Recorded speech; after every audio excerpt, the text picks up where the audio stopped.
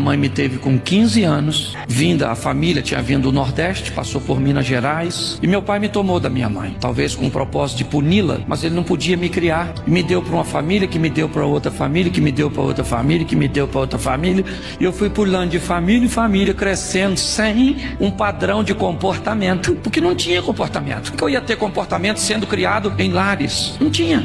E eu fui crescendo nesse ambiente, onde meus amigos tinham pais, tinham mães, onde tinham comida na mão e eu arrumava a minha. Me tornei adolescente, eu ia chamar os meus amigos para sair e a mãe dele dizia: você só sai depois que jantar. E eu tinha que preparar minha janta. Mãe, passa minha roupa. E muitas vezes eu saía sem passar, porque minha casa não tinha energia. Eu olhava os outros e me perguntava por quê? Por quê, Senhor? No colégio, ninguém nunca foi uma reunião. As minhas provas eram entregues nas minhas mãos. Depois de um tempo, uma das lugares que eu fui morar foi com meu irmão. Ele já é falecido. E ele tinha um bom emprego, me colocou num colégio católico. O melhor colégio na época, do local que eu estudava, pagava uma condução para me levar. E eu aprendi que uma das coisas mais abençoadas era o uniforme. O uniforme era um negócio muito legal, porque ele nivelava todo mundo. Quando nós estávamos de uniforme, ninguém sabia quem era rico, quem era pobre, mas havia as festas na escola. E durante aquelas festas, eu queria ir. Eu era um adolescente, já para jovem. Eu queria participar daquilo, mas lá me doía mais ir do que não ir. Os meninos que estudavam comigo chegavam em carros importados, calçando tênis de marca, as meninas sempre muito bem arrumadas, e eu usava o mesmo quichute que ia para a aula, eu ia para as festas. Uma camisa que não tinha marca, um sapato que furava e a gente colocava papelão. Eu cresci nesse ambiente, fui vender drogas, não me tornei um traficante, era uma coisa mais para ganhar um dinheirinho para conseguir. Era uma outra época, mas eu olhei aquilo e, morando na casa de minha tia, não se escandalize com o que eu vou falar, eu encontrei um livro quase dessa cor, que havia sido deixado lá por um grupo dos Testemunhas de Jeová. Nesse livro dizia: toda a escritura inspirada por Deus é proveitosa. Um livro direcionado ao público infanto-juvenil, onde algumas fotos ilustrando desde a criação, começava com aquela árvore com a maçã, o Adão e a Eva, e terminava com João na ilha de Pátimos. Provavelmente eu encontrei esse livro limpando a casa, porque era uma das minhas tarefas nesse lar. Durante os 14, acho que de 14 a 16, por aí, eu li aquele livro uns 40 vezes, eu não sabia por quê, mas eu li aquele livro, eu lia sempre que podia. Eu nunca tinha entrado numa igreja evangélica, mas eu li aquele livro diversas e diversas vezes, e eu não sabia por quê. A Bíblia eu nunca tinha pego, aliás eu tinha medo dela, eu achava um livro meio perigoso, meio místico. Lá na casa do meu tio, ele era católico, e ela ficava aberta no Salmo 91, que estava amarelo. Você virava para o 92, ou para a página seguinte estava novinha, mas ali era meio que um amuleto, não podia desvirar. E o tempo foi passando, e eu conheci uma moça que tinha problemas espirituais. Ela era desviada, e meu tio que me criou, esse mesmo da Bíblia, chamou essa moça uma vez e disse: menina, arruma um menino bom, que tem futuro, porque esse menino não vai a lugar nenhum. Esse garoto é um irresponsável, o pai dele, eu crio ele e gosto, e meu tio me amava, mas ele sabia, ele não falou nada de errado a meu respeito, ele falou apenas o que era verdade. Esse menino não tem futuro. As meninas que eu queria namorar, ninguém. Um menino de quichute, calça azul, eu fui dar meu primeiro beijo com 17 anos, pensa nisso, feio. Não melhorei não, mas era pior. Pois bem, aqueles problemas espirituais daquela moça me aproximou do evangelho. Ela tinha problemas espirituais sérios, e eu então acabei me convertendo numa segunda-feira. Falei: Senhor, eu não sei se o Senhor existe, essa menina fica endemoniada aí, e se o demônio existe, que eu tô vendo ele, o Senhor também deve existir ainda, que eu não tô vendo. Mas se o Senhor puder tirar ele dela, dá uma força aí, porque ele pegava ela e queria me matar, então eu precisava de uma segurança. E ela ficou livre naquele dia. Eu levantei minha mão e recebi Jesus como Senhor e Salvador da minha vida. Aí um rapaz me levou para a escola bíblica, e ele falava Noé. Eu sabia quem era Noé, sabia os filhos, sabia o tamanho da arca, eu sabia tudo. Ele falava Daniel, eu sabia. Ele falava Moisés, eu sabia. Ele falou assim: você é desviado. Eu falei: não, nunca fui crente não. Já leu a Bíblia quantas vezes? Eu falei: rapaz, eu nem peguei na Bíblia até hoje. Ele falou: como é que você sabe essa história bíblica? Assim, eu falei: não, eu li um livro lá, nem falei com medo do preconceito. E ele falou assim, pois é, o restante da história que você leu nesse livro está na Bíblia. Começa a ler, olha o restante aqui no livro de Daniel, olha o restante aqui no...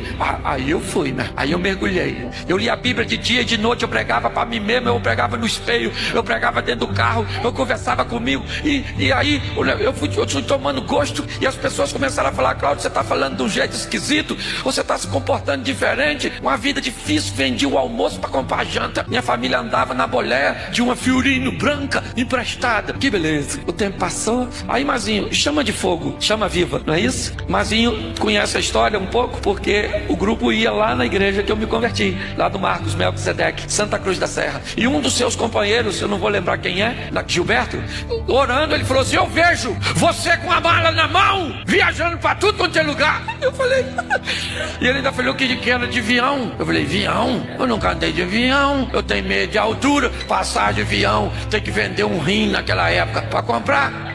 Isso vai... Avião. Confesso, eu sei que eu não acreditei muito não, e menos ainda quem escutou as profecias. Falei, avião. Fui embora com aquele avião assim na cabeça, menino, e botaram para pregar no galinheiro. A classe da escola bíblica dominical era no galinheiro, tu acredita? Naquele terreno em frente à igreja. E aí eu comecei a fazer humor, porque as paredes eram de tela, o jovem ficava olhando pro lado de fora, era só uma parede de alvenaria. Então eu encostei na parede de alvenaria, eu encenava, eu levava o skate. Uma vez fui pregar sobre José, levei o skate. Olha lá, o skate. O skatista só anda pra frente, sabe cair, tem equilíbrio, gosta de obstáculo. Eu falei, abra sua Bíblia, Gênesis 37, que eu vou falar do José. Um homem equilibrado, e andava pra frente, gostava de obstáculo, me vestia. E o negócio não foi indo, menino. Foi indo. Casei, virei professor da escola bíblica, o maior barato, duro que nem um coco. Pensa. Nossa, eu lembro que eu fiz um consórcio pra comprar uma televisão, sabe? Pois bem, o tempo foi passando, Deus foi abrindo as portas, foi me abençoando, o pessoal começou a gostar de mim. Não é que eu pregava bem não, é a graça de Deus. Você vê num congresso como esse, tanta gente boa, vem eu pra pregar. Elcio de Assis, o Landital, e quem? O Cláudio Duarte.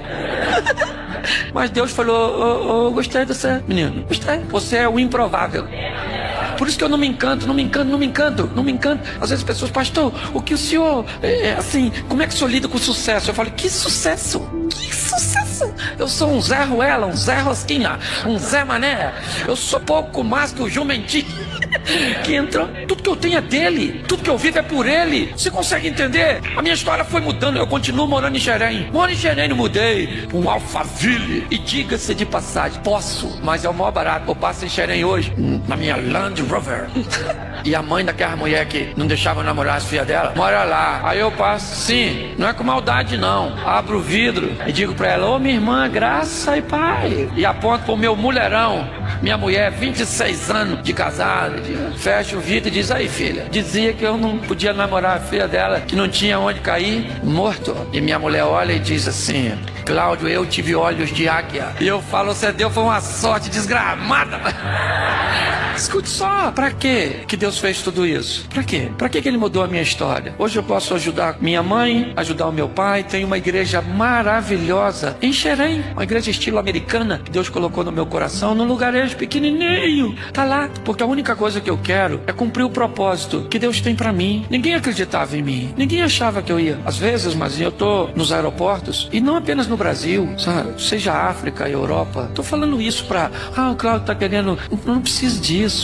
Eu tô dizendo pra você, onde aquele menino que comia inhame chinês na beira do rio, filho de um homem sem juízo, de uma menina despreparada, aquele menino que tinha tudo pra ser traumatizado. Mas no dia que eu me converti, eu abri a Bíblia e sabe o texto que Deus falou comigo? O Salmo 27, verso 10, ainda que teu pai e a tua mãe te abandone, eu jamais te abandonarei. Pra que serve a transformação que ele fez na sua vida? Pra você querer se parecer com seus amigos da faculdade ou pra se parecer com Jesus? Que serve o que ele fez por você? É isso que eu queria que você refletisse. Hoje eu olho para minha história e digo, Senhor, eu não mereço, o Senhor é bom demais. Essa noite, ela vai marcar a sua história. Tem gente que pensa coisas a seu respeito e elas vão ter que engolir o que disseram a seu respeito, porque Deus disse coisas a seu respeito muito diferentes do que elas pensam. Deus disse coisas a respeito da sua família, do seu casamento, muito diferentes. Eu queria que todos ficassem de pé. Queria que você fechasse seus olhos. Agora, feche seus olhos. O Deus que transforma está neste lugar. Cadeias estão sendo quebradas. Aleluia. Há um ambiente de transformação neste lugar. Há um ambiente de restauração oração nesse lugar. Obstáculos foram vencidos. Com muito respeito, com muito temor, eu queria fazer uma pergunta para você. Será que nessa noite você não está aqui porque Deus tem um propósito pelo qual te trouxe? Talvez fizeram algo com você, disseram alguma coisa a você, mas Deus hoje está dizendo: você é meu. Por isso, com muito respeito, com muito temor, se nessa noite você está aí e Deus está falando contigo, esteja você aqui dentro ou aí fora, talvez essa seja a sua noite. Que tal recomeçar?